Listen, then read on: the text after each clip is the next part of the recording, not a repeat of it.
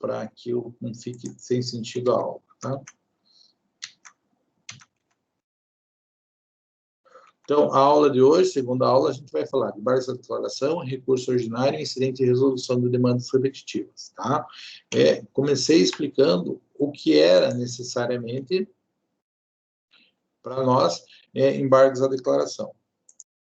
Deixa eu dar uma olhada no que eu tenho aberto para ver se fica um pouquinho mais rápido no meu PC, tá? Não sei se dificuldade sou eu. Acho que não. Tá, vamos lá. Então, o primeiro recurso que é o objetivo tratar é de embargos da declaração. Embargos da declaração é um recurso de integração, não é um recurso que busca reformar uma decisão, ele busca esclarecer o conteúdo de uma decisão. Então, o juiz proferiu uma decisão e essa decisão, eu não tenho algum problema, eu não consegui compreendê-la corretamente, eu vou utilizar os embargos da declaração para fazer isso, para trazer esse esclarecimento, para fazer essa complementação. Nós vamos dizer que ele cabe, né, praticamente de todo tipo de decisão. Pode ser decisão interlocutória, pode ser de sentença, pode ser de acordo, em qualquer grau de jurisdição. Então, pode ser de uma sentença? Pode, normal, vou lá, tem o prazo para isso, apresento embargos, o juiz apresenta o esclarecimento. Acórdão é muito comum, aos tribunais superiores isso é muito comum, e por mais que a lei fale que a gente pode utilizar em decisão interlocutória, é em decisão interlocutória que a gente tem uma certa dúvida com relação ao cabimento dele, como é que se utiliza, como é que não utiliza, porque você analisando o conteúdo da lei, você vai dizer, cabe sim embargos da declaração de decisão interlocutória. No entanto, ele tem muito mais a cara de um pedido de reconsideração, é muito mais complicado você manejar o recurso de embargos da declaração diante de uma decisão interlocutória, tá? Então, muito cuidado com relação a isso. Por quê? Porque quando você está diante de uma decisão que põe fim ao processo, que seria uma sentença, um acordo, em qualquer grau de jurisdição, o juiz acabou a sua função jurisdicional. Então, se você entra com embargos à declaração, o juiz esclarece aquilo, seu prazo vai ficar interrompido, tá? Agora, se você está no meio do processo, o juiz está manejando o processo. Se o juiz não entende por bem cabível, se entende que tem algum problema com relação à utilização do embargo da declaração naquela situação, ele não aceita teus embargos, ele pode considerar que você perdeu o prazo, por exemplo, para entrar com um agravo de instrumento, se fosse o caso de cabimento. Então, muito cuidado em manejar embargos de declaração em decisão interlocutória, porque ele não tem uma funcionalidade tão clara, tão boa assim, tá? No entanto, pessoal, né, pode ser processo de execução, processo de conhecimento, jurisdição contenciosa, jurisdição voluntária, qualquer processo, qualquer situação onde você encontre um problema com relação ao conteúdo da decisão, você vai lá e você pede para que seja proferido complementada a decisão por meio dos embargos da declaração. Legalmente falando, pegando o que está lá no conteúdo do artigo 1022 do Código do Processo Civil, a gente vai ver que as condições aonde cabe embargo de declaração é quando houve omissão, né? Você argumentou 3 argumentos para você ganhar o processo, o juiz faz a sentença e explica 2, um ele deixa de fora, tá? E mesmo assim me julga improcedente a ação, porque ele obrigatoriamente tinha que explicar o terceiro, pessoal. Tá? Então, o que acontece? Se ele se omite com relação a uma coisa, se omite com relação a um ponto relevante do processo, ele deixa isso de fora, nós dizemos que a terceira situação não aconteceu, omissão. Obscuridade. Tá? Quando o juiz decide, e eu não sei aonde ele se fundamentou. Então, ele disse, como ficou provado tal coisa, eu decido isso. Ficou provado aonde? Aonde que ele está se calçando para dizer que houve prova com relação a isso? Onde está o fundamento da decisão dele? Então, obscuridade. Então, omitiu-se, não tratou de todos os argumentos colocados para que ele tomasse a sua decisão. Omissão. Obscuridade, não fundamentou de forma convincente, de forma satisfatória, todo o conteúdo do processo. E nós vamos ter ainda, pessoal, a questão da contradição. Imagine, né, aquela situação lá do estagiário, do magistrado, que pega um modelo de uma sentença que tinha no gabinete e junta algumas jurisprudências que ele esquece de apagar e aquilo vai no conteúdo da sentença. Daqui a pouco você olha, você vê a jurisprudência que não tem relação, que se contradiz com o conteúdo do julgado. Vamos dizer assim, a fundamentação da sentença está diversa do dispositivo da sentença. Então, você está lendo bonitinho, ela pensa que ganhou o processo, chega no final, perdeu. O que é isso? Contradição. Tá? Então, se houver obscuridade, que é falta de fundamentação, contradição, a fundamentação e a decisão não caminham para o mesmo lugar, e quando falta tratar de um elemento fundamental no processo, nós dizemos que nós estamos diante de omissão, obscuridade, contradição e omissão. Nestas situações, cabe embargo de declaração. Cabe ainda embargo de declaração naquele caso de erro material. É uma coisa assim absurda. O juiz falou, foi falado isso. Não foi. Foi juntado todo o documento nas folhas tais, não está lá o documento. Tá? Ou quando o juiz, lá na fase de execução, ele faz uma continha dizendo, olha, somando tudo, o valor atualizado é tanto. Ele fez a soma que 2 mais 2 deu 3. Né? Ou 2 mais 2 deu 5. Né? Tem um erro material, ele cometeu uma gafe, uma coisa absurda, ele considerou um documento, pensou em uma coisa que não está arrolada no processo. Então, aí nós estamos diante de erro material. Nestas 4 situações, é possível, é o caso de utilização do embargo da declaração. Tá? Então, quando eu tenho esta situação, o que eu faço? Eu tenho, puxa, o erro é tão grosseiro que ele esqueceu de tratar, ou ele fundamentou de um jeito e jogou de outro, ou ele então tem alguma coisa, ele fez a conta errada, ele considerou um documento que não está juntado no processo. Então, quando a situação é tão grosseira, pessoal, se a situação é tão grande, eu não peço para que o superior analise, tá? Eu peço primeiro para que aquela declaração, que a decisão é uma declaração do juízo, né? Eu peço para que aquela decisão seja esclarecida. Então, é um recurso de interação, um recurso de esclarecimento que visa verificar o conteúdo da decisão. Para isso que servem os embargos à declaração. Tudo bem? Daí, a gente entra em várias situações que a gente vai dizer. O que seria obscuridade? É a falta de clareza do ato, né? É a falta de fundamentação, quando não é compreensível, quando não deixa dúvida, quando é ambígua, quando pode ser interpretada de um jeito ou de outro. Então, o que é obscuridade para efeitos de considerar a hipótese de propositura e de embargos à declaração? É aquela decisão judicial que permite que quem lê fique na dúvida, né? O caso de decisão ininteligível, que você não consegue entender de jeito nenhum, que é incompreensível, que é ambígua e capaz de despertar dúvida. A decisão judicial tem que ser certa, não pode ser ambígua, não pode gerar dúvida. Então, se tem obscuridade, cabe embargos à declaração para esclarecer o conteúdo da obscuridade. Contradição.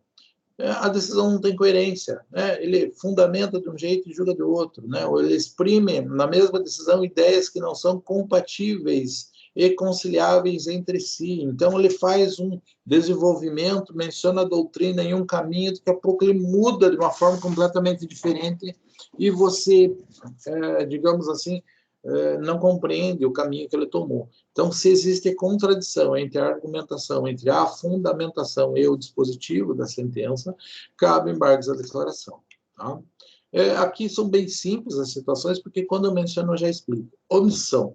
Tudo aquilo que você coloca na sua peça, tudo aquilo que fundamenta o seu pedido tem que ser esclarecido.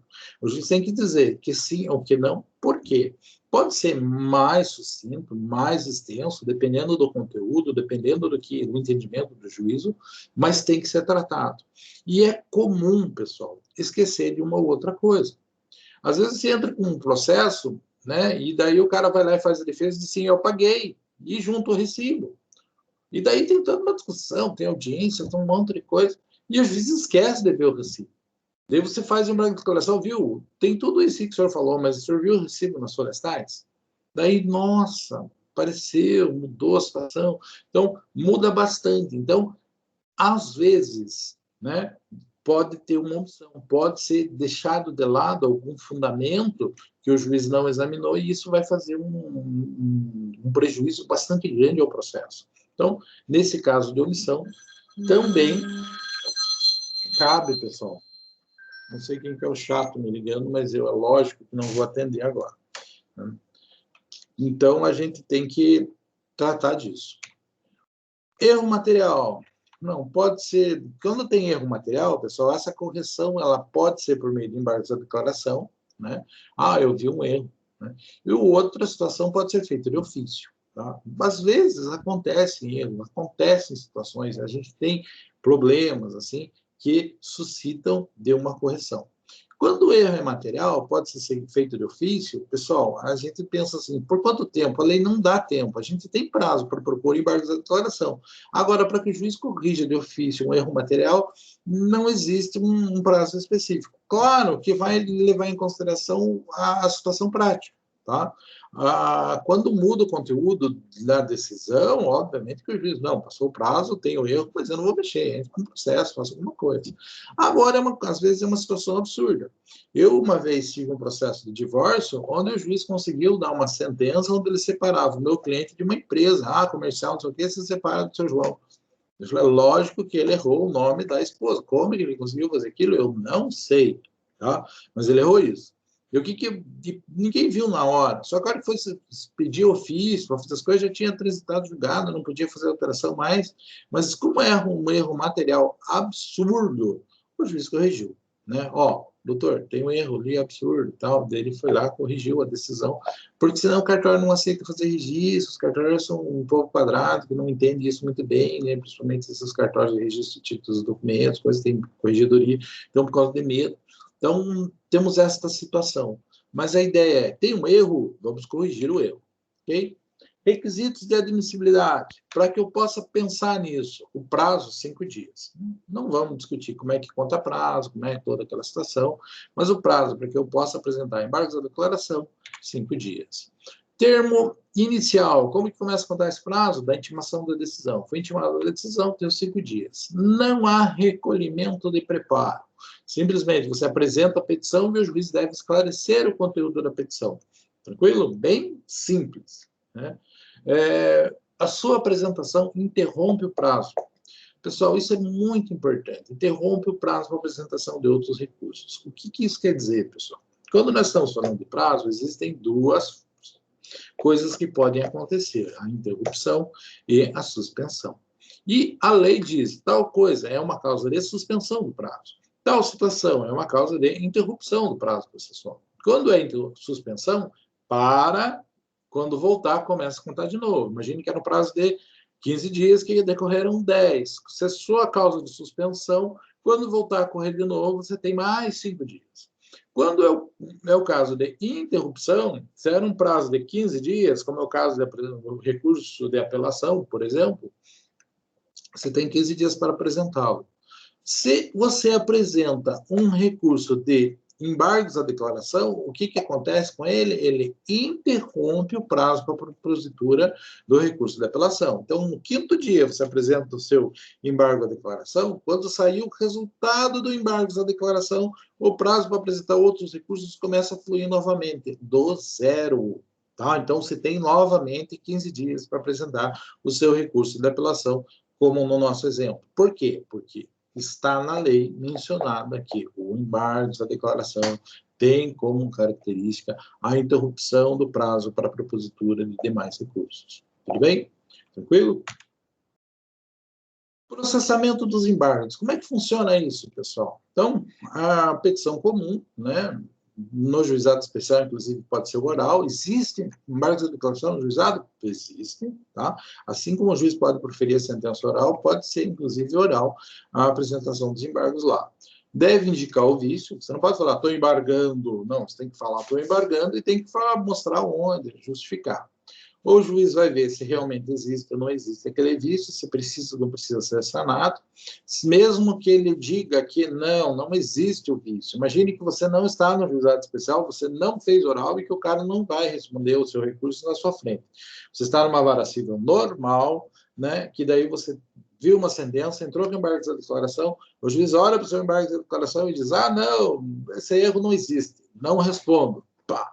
O que acontece? Mesmo assim, pessoal, o juízo de admissibilidade negativo, o juiz não aceitou o seu embargo de declaração, até a publicação dessa decisão, o prazo para a apresentação de outros recursos é interrompido. Então, mesmo que o recurso de embargo da declaração não seja aceito, ele interrompe o prazo para a apresentação de demais recursos, ok?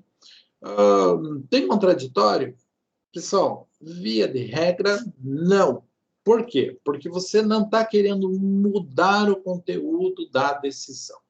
Tá? Quando você faz um embargo da declaração, você quer única e exclusivamente esclarecimento, interação. Olha, não entendi. O senhor não falou de tal coisa. Então, você não quer que o juiz mude de ideia, você quer que ele explique a ideia proferida. Ok? Então, precisa ter contraditório? Depende, pessoal. Tá? Deixa eu até olhar aqui, que eu acho que eu tenho um slide próprio para falar com relação a isso. Só um pouquinho.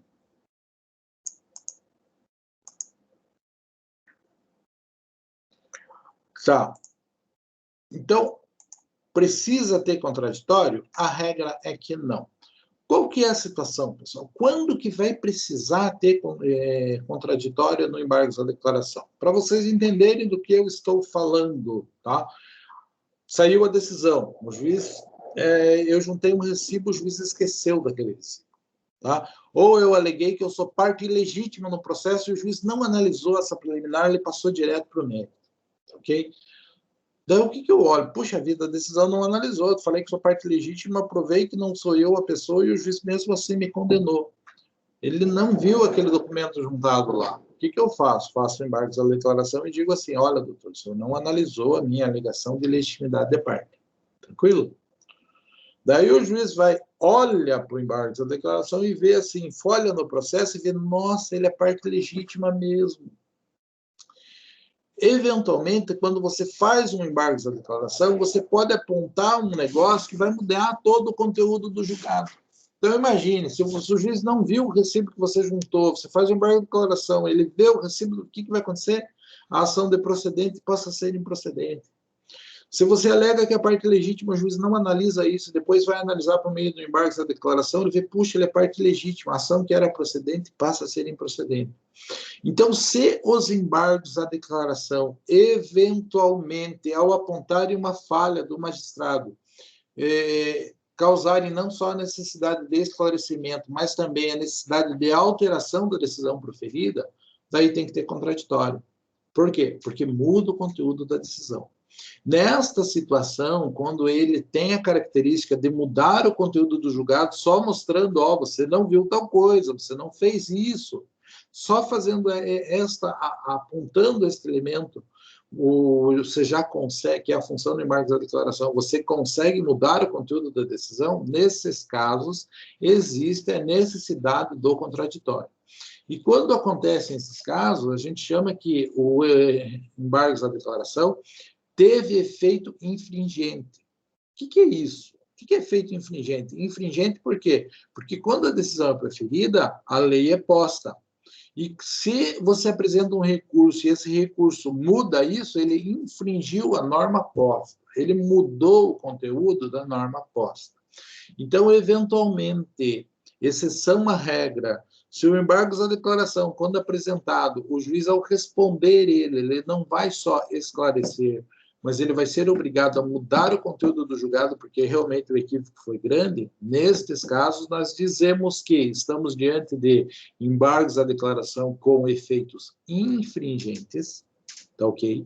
E quando acontece isso, do embargo à declaração ter efeito infringente, nós precisamos, sim, ter contraditório. A gente precisa intimar a parte contrária para se manifestar sobre o embargo à declaração apresentado. Se não tiver possibilidade de mudar o julgado, se não for o caso do embargo da declaração ter efeitos infringentes, não faz sentido, não tem por que ter contraditório. Tudo bem? O que mais? Julgamento, 5 dias. Claro, pessoal, julgamento em 5 dias é uma ficção legal, é uma coisa que a lei imagina, né?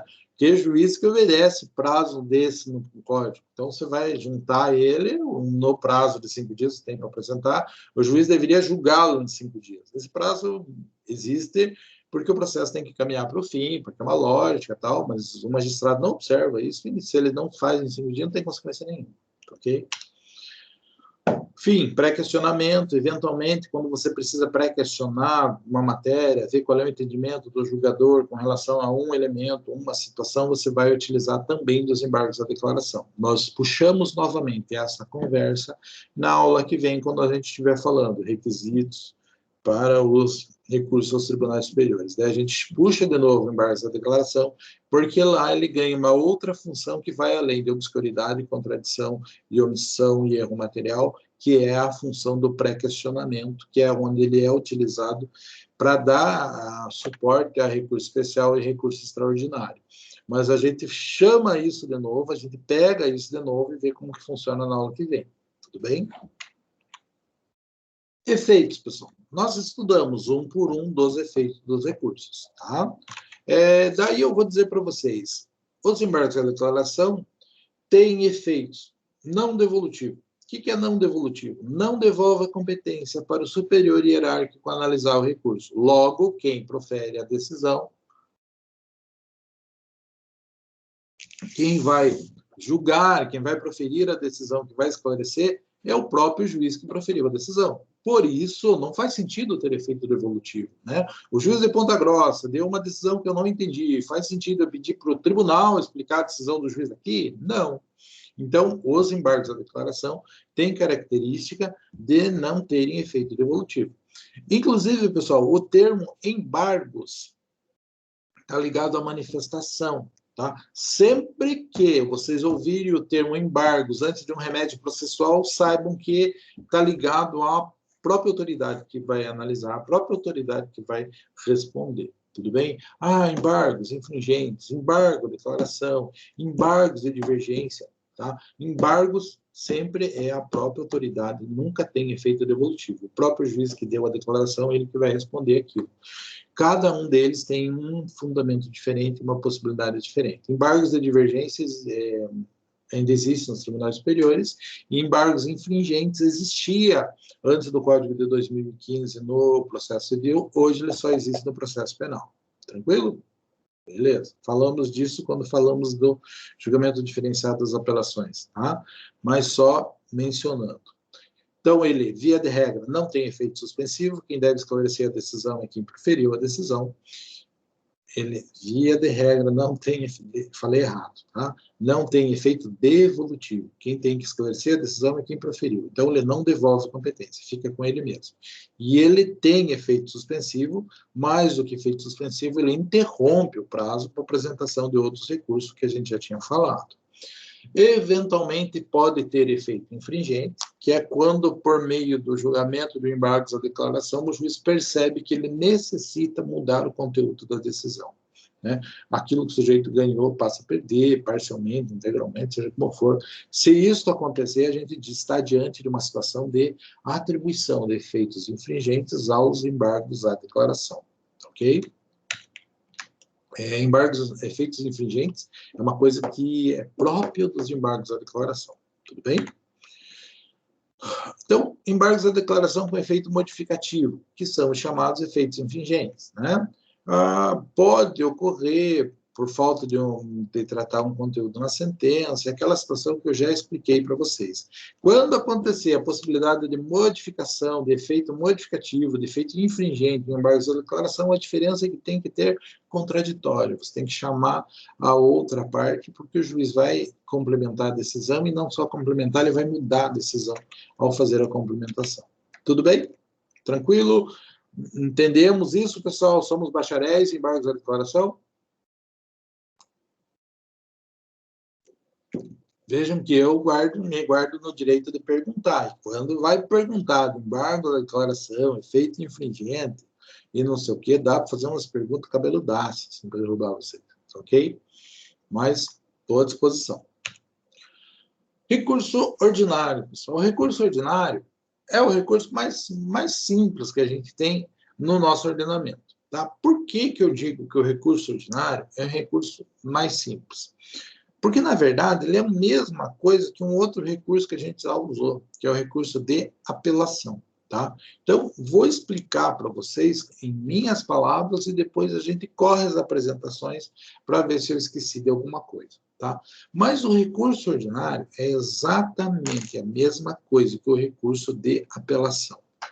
Por quê? Qual é a diferença do recurso ordinário para o recurso de apelação? O caso em que vai caber, tá? Então, quando você tem um processo, e esse processo, por algum motivo, tá? Ele já começou no meio do caminho, né? Porque o processo normal começa na vara civil, no primeiro grau de jurisdição. Daí sai uma sentença, e dessa sentença cabe um recurso de apelação que vai para o Tribunal de Justiça. Do Tribunal de Justiça, você vai ou para o recurso especial para o STJ ou para o recurso extraordinário para o STF. Esses são os caminhos normais que a gente tem. Agora, existem processos, e hoje em dia, dentro do que acontece no Brasil, é muito simples de vocês entenderem, que existe a questão do foro privilegiado. Existem algumas pessoas que, se for processar elas, você não vai processar na vara civil, você vai processar lá no tribunal de início, ok? Então, eu tenho uma rusga com o prefeito de Jaguaraíva, se ele é prefeito, ele tem foro privilegiado, a ação não vai ser proposta em Jaguaraíva, vai ser proposta no Tribunal de Justiça. Então, o processo começa lá. Por quê? Porque tem foro privilegiado. Ah, é uma ação rescisória para rescindir um julgado do juízo de Ponta Grossa, por exemplo. Vou fazer ação rescisória aqui? Não. Se eu quero rescindir um julgado de um juízo, eu tenho que propor essa ação lá no tribunal.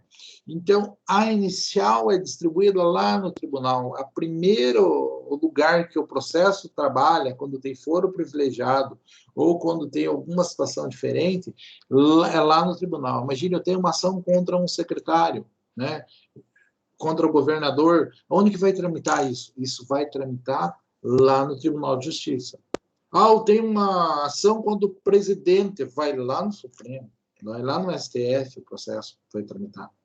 Então, se o processo, por algum motivo, seja foro privilegiado ou alguma situação peculiar a ele já começa no meio do caminho, pessoal, ele já começa no Tribunal de Justiça, essa primeira decisão dele tem que caber um recurso. Para quê? Para fechar aquilo que nós chamamos do princípio do duplo grau de jurisdição, que me garante que pelo menos 3 juízes digam que eu estou errado. Eu tenho que ter direito a um recurso. Quando é recorrido pela primeira vez num processo que foi dado a primeira decisão no tribunal, quem vai julgar isso? O STJ ou o STF, dependendo do tipo do caso do processo. Nestas situações, como é o primeiro recurso e ele está indo para um desses tribunais, eu não chamo de apelação. Eu chamo de recurso ordinário. Tudo bem? Previsto na Constituição. Então, é também conhecido como recurso constitucional ordinário. É uma forma de você acessar os tribunais, ou o STJ ou o STF, dependendo do caso, mas ele não está no terceiro grau de jurisdição, porque ele não está revendo pela segunda vez uma decisão, ele está fazendo a primeira revisão da decisão proferida em um tribunal. Por isso, recurso ordinário. É exatamente igual a uma apelação. São os mesmos requisitos de uma apelação, é a mesma forma de fazer uma apelação, é a forma mais fácil de você acessar um tribunal superior, por quê? Porque os requisitos são mais simples, tá? É o recurso básico. Então, o recurso constitucional ordinário, o recurso ordinário, é o mesmo recurso de apelação. A única diferença é que ele cabe naqueles processos que já começaram no segundo grau de jurisdição. Por quê? Porque o processo é assim, ele tem uma forma especial, que é assim, que é o caso da ação rescisória, ou porque quem está sendo objeto do processo tem foro privilegiado. Tudo bem? Tranquilo? Basicamente, falar de recurso ordinário é falar isso. Vamos ver se na apresentação eu coloco alguma coisa diferente. Tá?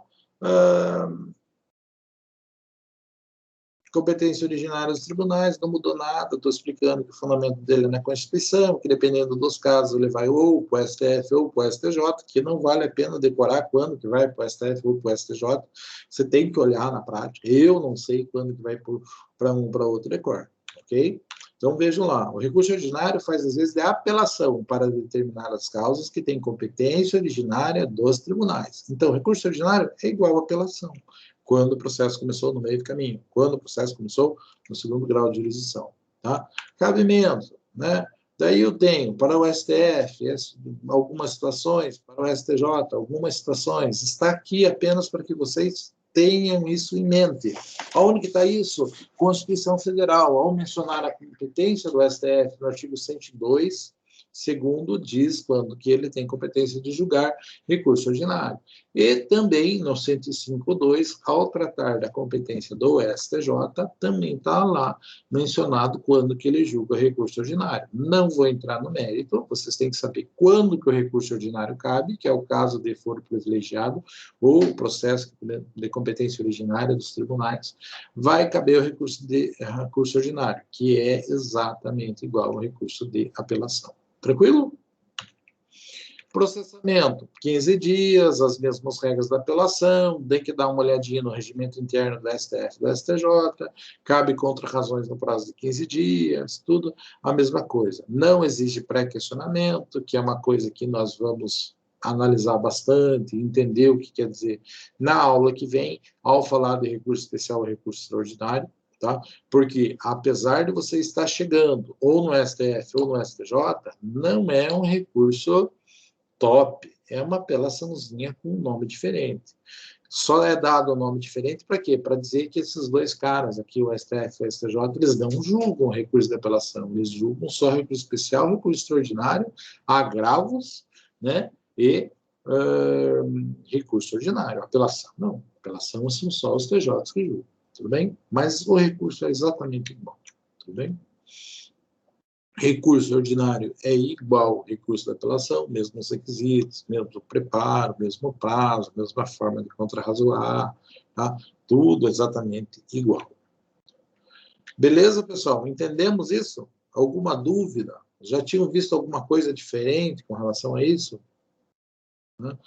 Qualquer coisa, eu estou à disposição. Vocês falam um pouco, mas fiquem à vontade, tá? O que mais, pessoal? Eu posso... Deixa eu tirar uma fotinha. Só um pouquinho, pessoal.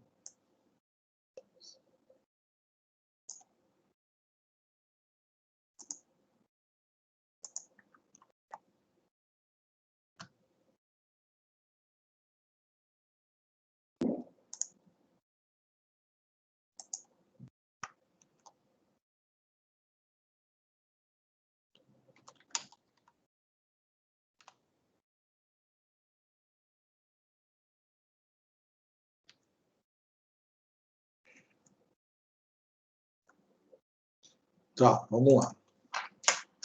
Se os senhores não mencionam nenhuma dúvida, né, vamos passar para o tópico seguinte.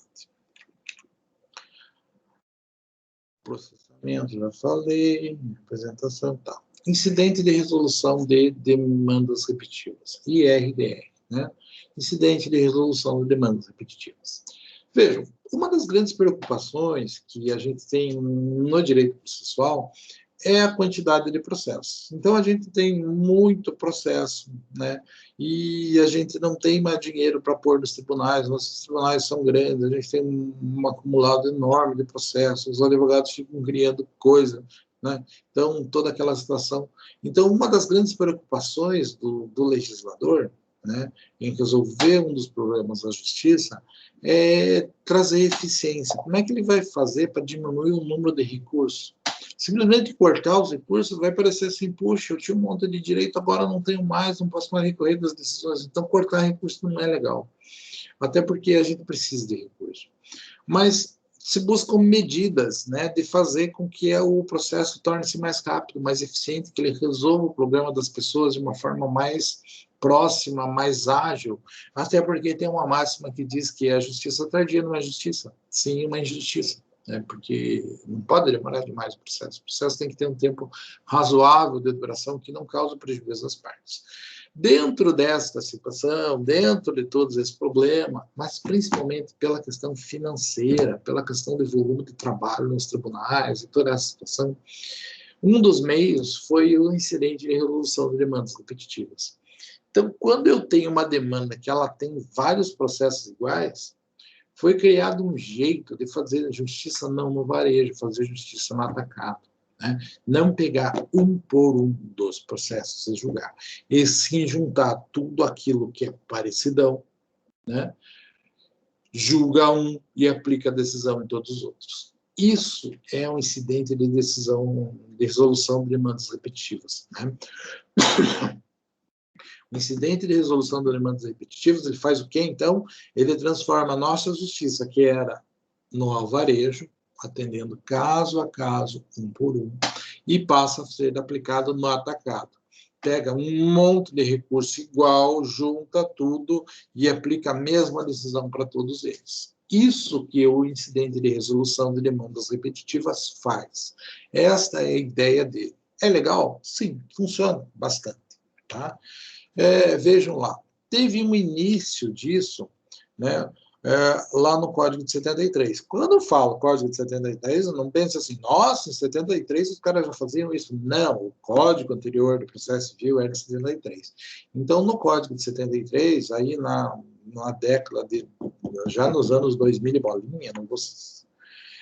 já se fazia alguma coisa com relação ao incidente de resolução de demandas repetitivas, no caso apenas de recurso especial, recurso extraordinário. Então, o código anterior foi reformado e nenhuma das reformas que ele recebeu já aplicava algo semelhante ao incidente de resolução de demandas repetitivas no recurso especial e no recurso extraordinário. Beleza? Beleza. Deu certo? Deu muito certo. Então, como funcionou legal, a gente pegou esse negócio que estava funcionando no recurso especial e recurso extraordinário e trouxe para o Código de 2015 e aplicou em tudo, em todas as instâncias, desde o primeiro grau de jurisdição. Então, por quê? Porque funciona, porque faz justiça de uma vez só para várias pessoas. E se a gente tem um conceito também que é muito importante, que os senhores têm, é o conceito de segurança jurídica. Tá? O que é o conceito de segurança jurídica? Se eu tenho um direito, para que o sistema seja seguro, e como o direito de todos é igual, para ser justo mesmo, pessoal, sejamos com duas pessoas têm o mesmo processo dentro do nosso sistema, dependendo da competência do advogado, do humor do juiz, da expertise da testemunha, de uma série de situações, dois processos que têm exatamente a discussão do mesmo direito, podem chegar a decisões diferentes. E isso é justo? Para o nosso sistema, nós nos preocupamos, isso é legal. Tá? O que isso demonstra? Demonstra que o nosso sistema não tem uma segurança jurídica, não é seguro que as pessoas que passaram pela mesma situação, ao ser aplicado o mesmo direito no caso delas, vão chegar à mesma decisão. Isso é justo? Não, isso não é justo. Então, isso é uma questão de insegurança jurídica. Quando eu menciono a questão da segurança jurídica, pessoal, eu pego um caso que eu tive, na época que eu fazia reclamatórias trabalhistas ainda. Eu normalmente só faço defesa. Naquela época apareceu um caso bom e eu acabei pegando. O que aconteceu? Uma empresa aqui da cidade, tá? Que trabalhava com terceirização, serviço de portaria, segurança e tal, uma empresa bem grande. Tá? Os sócios brigaram de um jeito que não se falavam mais, né? Se mataram. Tá? Daí o que aconteceu? Eles dividiram a empresa meio que no grito, né? E daí alguns ficou com alguns postos de trabalho e outros sócios ficaram com outro posto de trabalho. Um ficou com o nome antigo da empresa e o outro criou uma empresa nova, né? E contratou os empregados todos que estavam trabalhando. Só que o que aconteceu? Quando foi feito isso, quem ficou com a empresa velha não tinha mais mando sobre um monte de funcionário que foi com o outro. Daí, em vez de ele fazer uma transferência, em vez de ele conversar, em vez de eles acertarem alguma coisa, era só fazer uma anotaçãozinha na carteira de trabalho, transfiro para a empresa tal, vai ganhar a mesma coisa. Como os caras estavam brigados, eles não fizeram isso. Um contador burro, digamos assim, que é uma coisa que existe bastante, né? O cara, não, vamos resolver assim, vamos fazer um edital de abandono de emprego. Daí todos aqueles 100 e poucos funcionários que tinham ido para aquele sujeito que não era mais sócio, eles fizeram rescisão do contrato de trabalho como se eles tivessem abandonado o emprego. Os caras abandonaram? Não. Os caras continuaram trabalhando no mesmo lugar. O que eu fiz? Desses caras, eu entrei com mais ou menos umas 30 reclamatórias trabalhistas. Fazendo o quê? Dizendo que eles não tinham abandonado o emprego, que eu queria a rescisão correta do contrato de trabalho deles e que eu queria uma indenização por dano moral em função da divulgação reiterada daquele edital de abandono de emprego que gerou confusão, que gerou problemas da empresa onde eles estavam trabalhando, prestando serviço, tal, que eles eram terceirizados. Então, existia um monte de situações que foi complicado, né? E eu entrei com a ação pedindo isso, dano moral e esses valores. Por que eu digo? Imagine, entrei com 30 ações, tá? Por que eu digo que o sistema é inseguro? Porque todos foram vítimas exatamente do mesmo edital. O direito que todos têm era exatamente igual, nada mudava. Teve um que ganhou 10, teve um que ganhou 5, teve um que ganhou 15, teve alguns que não ganharam nada. Como é possível justificar para os caras? Imagina, daí o Edi advogado, eles chegam 3 juntos, né, exatamente com o mesmo problema. Daí eu digo assim, o seu processo foi procedente, você ganhou 10. O seu processo foi procedente, você ganhou 5. E o seu processo foi improcedente, você não ganhou nada. Como que você explica um negócio desse se a situação é exatamente igual? Não tem justificativa. Isso demonstra que o nosso sistema, ele é, digamos assim, inseguro. Nós não temos uma segurança jurídica. Nós não temos uma segurança que o judiciário vai dizer o mesmo direito para as mesmas situações para todas as pessoas. Tem muitas variáveis, tá ok? Então, quando você faz isso, que o incidente de resolução de demandas repetitivas faz, que é colocar todos os processos que são iguais junto, você garante que aqueles processos, pelo menos que estão ali, vão ser julgados igual. E isso é uma coisa que garante o quê? Garante segurança jurídica. Hoje, eu faria diferente. Por quê? Eu faria uma ação só, juntando todos os 30. Daí, eu não teria o problema de explicar para um por que ganhou, por que não ganhou. Tá? Claro, não ia ter aquele que ganhou 20 no meio dos 30. Só que daí todos iam ganhar seus 5 ou 6, um pouquinho menos, mas todos ganhavam. Tudo bem?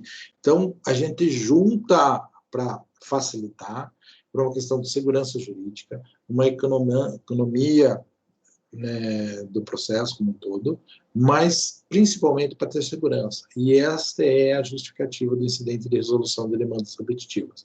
Pelo menos a justificativa bonita, né? Porque no fundo tem a questão volume de trabalho e dinheiro que conta muito também. Quando a gente faz tudo isso no atacado, a gente economiza dinheiro e tempo também. Tá? Então, o que eu faço? Eu junto esses negócios, pego o mais importante, levo e julgo aquele e aquele vincula a decisão a todos os demais. Assim que funciona o incidente de resolução de demandas repetitivas. Para isso, pessoal, a gente tem que saber identificar processos. Né? Processo tem 3 elementos, já falamos sobre isso. Quais são? Parte, pedido e causa de pedir.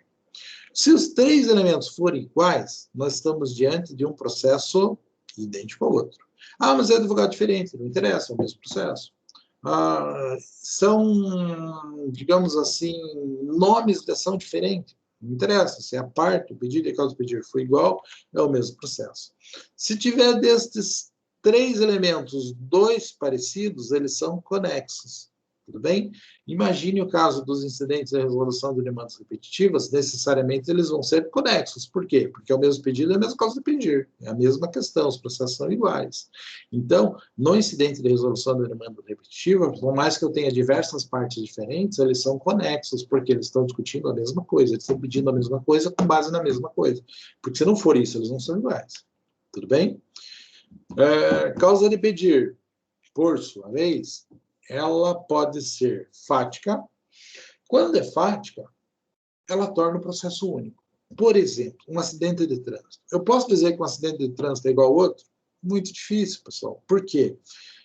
Porque o que dá causa à indenização não é a discussão de direito. Quem não obedeceu a norma de trânsito tem a obrigação de indenizar. Causou prejuízo ao outro, tem a obrigação de indenizar, ponto. E a questão jurídica no acidente de trânsito não se discute. Mas a questão fática se discute.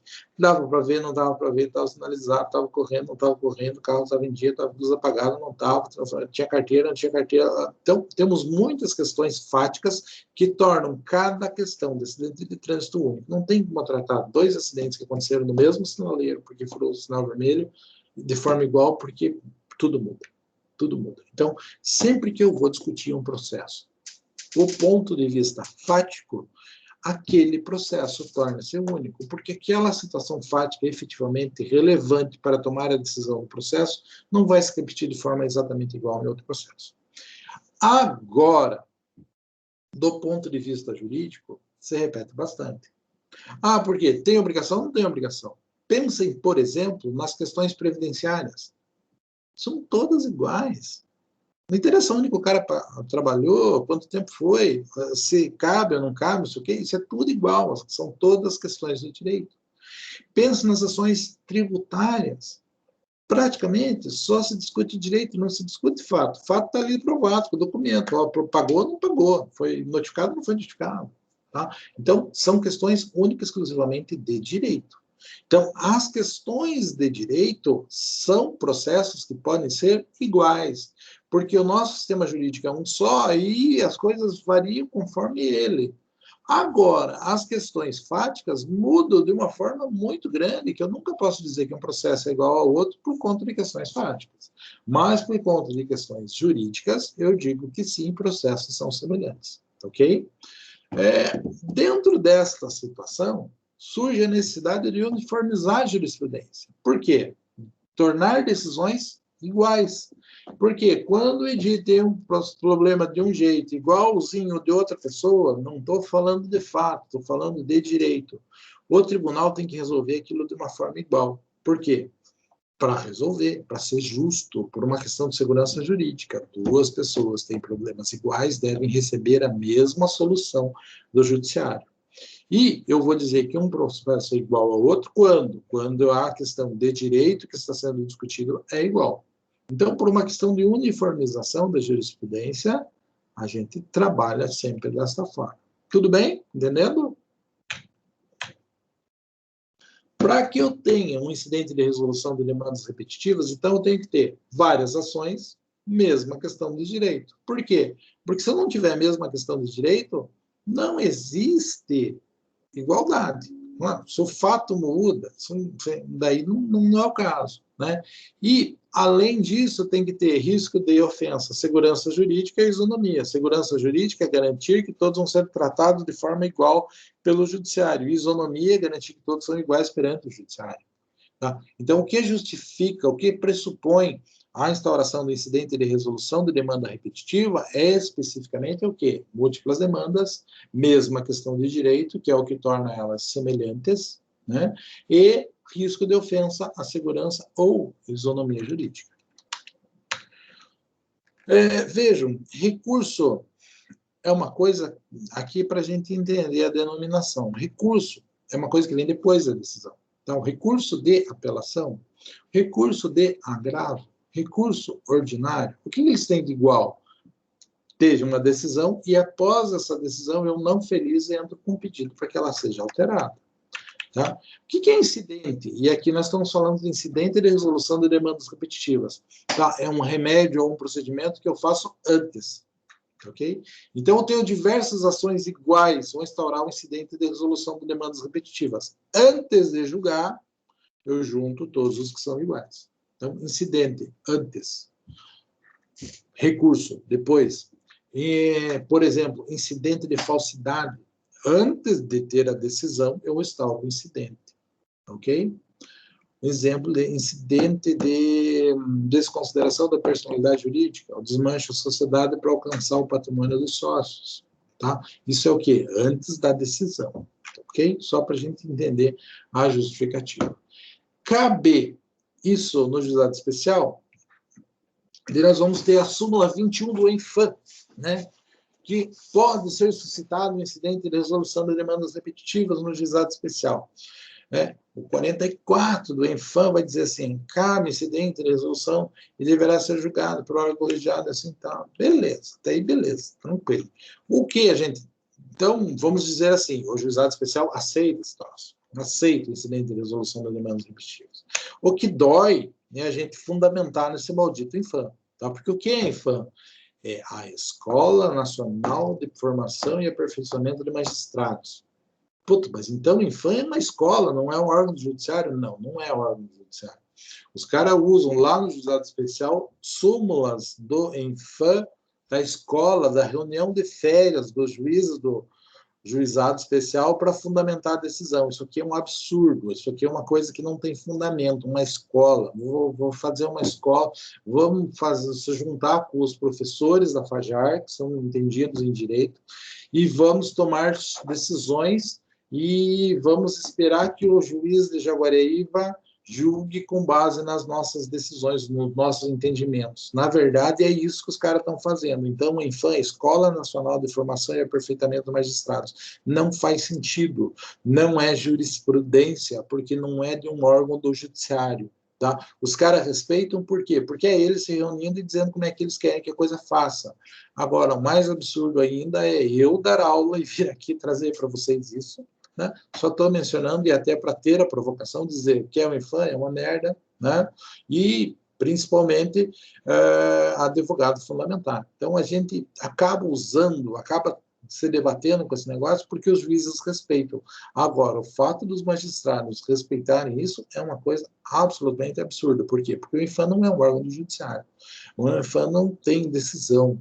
O INFAM não tem poder de julgar nada, tá? Mas é um entendimento que os magistrados de lá têm e os caras respeitam porque eles tomando as decisões. Tudo bem? Processamento pode ser instaurado tanto na primeira quanto na segunda instância. Tá? Tem um monte de juiz julgado aqui na primeira instância relacionado a uma coisa. Posso instaurar aqui.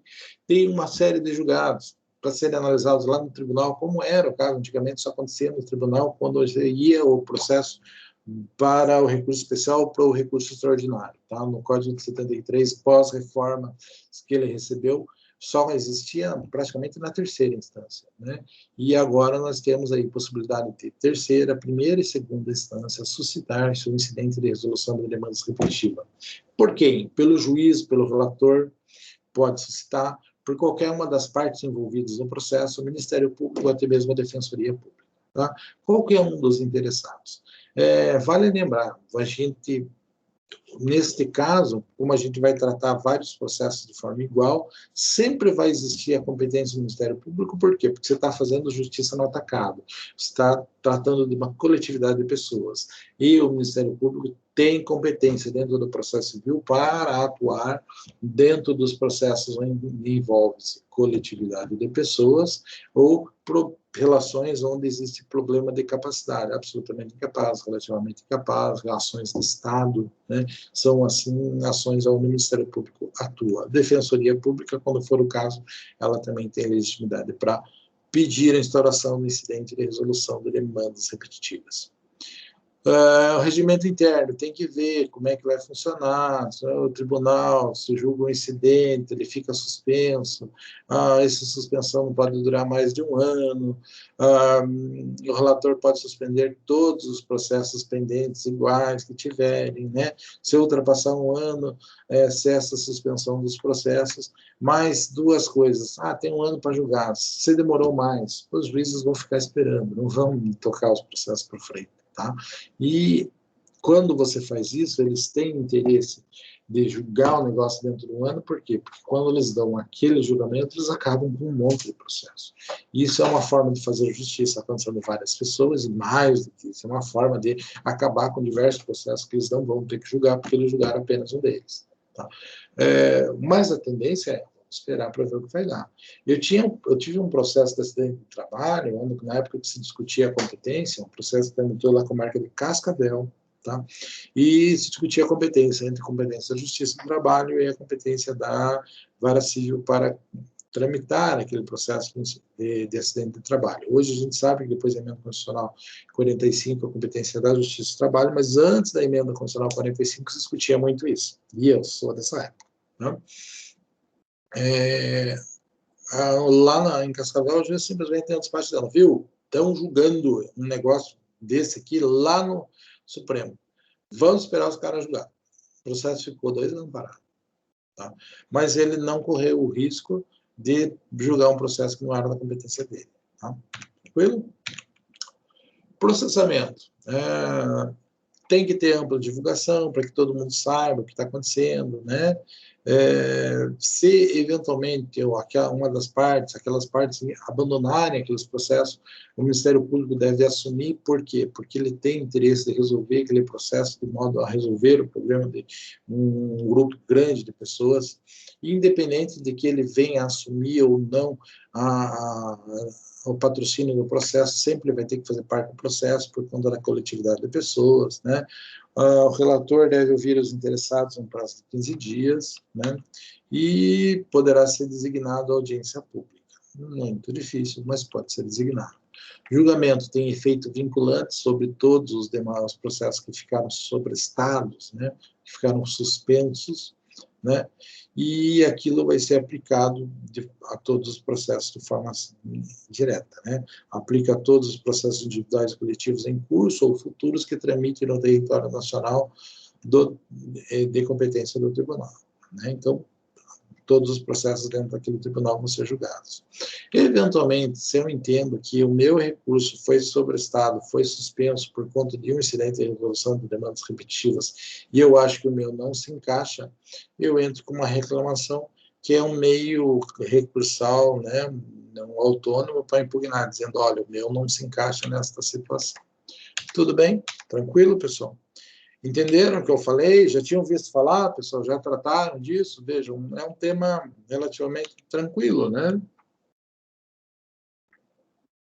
Falei assim com medo de não dar tempo, meio rapidamente. Espero que tenham aproveitado. Aproveitaram, pessoal? Entenderam o que eu falei?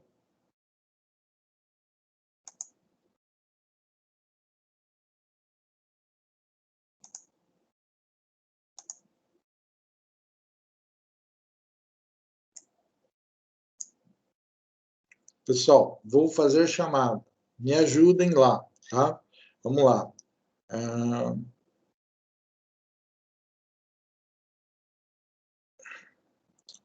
Ana Carla, tá aí?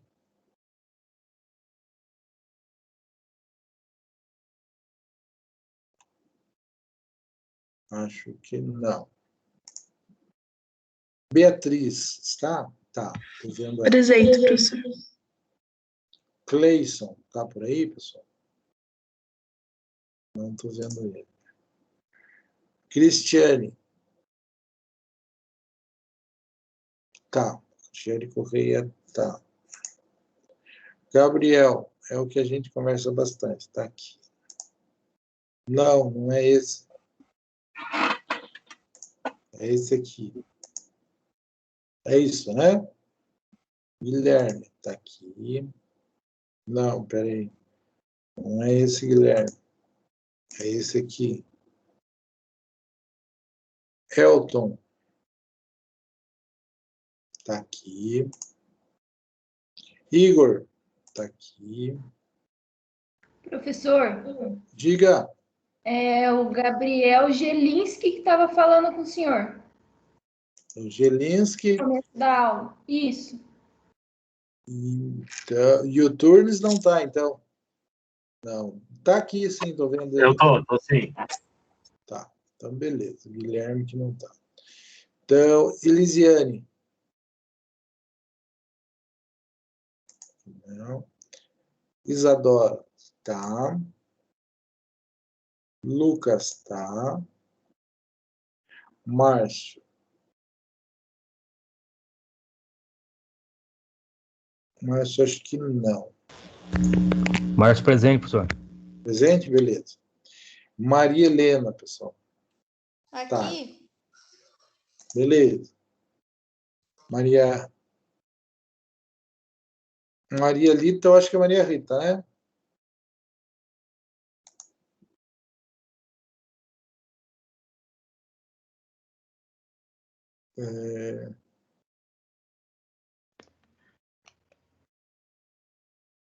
Professor, meu computador meio que desligou bem na hora que eu fui fazer a chamada. Gabriel. Não, acontece comigo dando aula, não se preocupe. Pois é. Ele estava no inativo, eu não Maria vi. Vitória, tá aí, pessoal? Acho que não, né?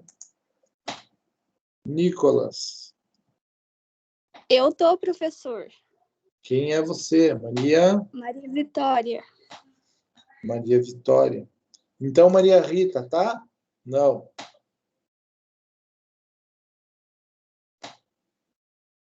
Vou dar aqui. Qualquer coisa, vocês gritam. Nicolas, não tá, né? Robiele. Presente. Aqui. Sueli. Não vou colocar, não. E Vitória. Tá. Pessoal, acompanharam fazendo chamada? Alguma reclamação? Alguma coisa está errada?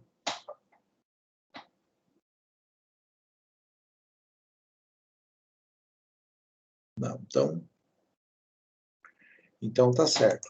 Pessoal, da minha parte é isso. Essa aula fica gravada. Hoje mesmo eu já posto ela lá para vocês e vocês têm acesso a todo o conteúdo. Tranquilo? Tranquilo. Então, basicamente é isso, pessoal. Estão dispensados. Eu vou parar de gravar a aula para mim poder postar lá. Tranquilo? Beleza. Tudo de bom. Qualquer coisa, mexam comigo, pessoal. Fiquem à vontade, tá? Beleza. Até semana que vem. Tchau, tchau. Valeu, professor. Boa noite. Valeu, tudo de bom.